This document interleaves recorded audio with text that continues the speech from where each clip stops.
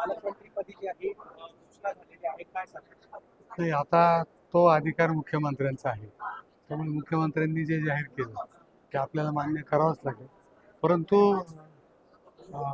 मला एकच म्हणजे माझी एकच अपेक्षा आहे की सर्वसामान्य लोकांचा विचार करून काम व्हावं, एवढीच माझी अपेक्षा आहे. आपण इकडे मोर्चा काढला होता, एकीकडे गिरीश महाजन यांच्या राजीनाम्यासाठी देखील मागणी झालेली होती कुंभमंत्री म्हणून, आणि दुसरीकडे त्यांना त्या ठिकाणी पालकमंत्री पद देण्यात आलेले स्टडी प्रमोशन. आता ते तो तुम्ही सांगितलं ना, तो मुख्यमंत्र्यांचा अधिकार आहे. त्यांनी कोणत्या विषय कसा घ्यायचा आहे हे त्यांनी ठरवायचं आहे. त्याच्यात आमचा काही हस्तक्षेप असायचं काही कारण नाही.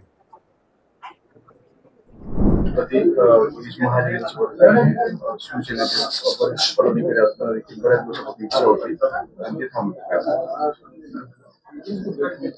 नाशिकच्या पालकमंत्री पदावर माननीय नामदार गिरीश भाऊ महाजन यांची घोषणा त्या ठिकाणी झालेली आहे. गिरीश भाऊंचं मी आपल्या मालेगावच्या नाशिकच्या नागरिकांच्या वतीने अभिनंदन करतो, त्यांना शुभेच्छा देतो. येणाऱ्या काळामध्ये नाशिकचा सर्वांगीण विकास यासाठी आम्ही सर्वजण मिळून त्या ठिकाणी काम करू. नाशिक जिल्ह्यातले 5 आमदार असताना पालकमंत्री पद दिले. जिल्ह्यातले 5 आमदार असताना बाहेरच्या जिल्ह्यात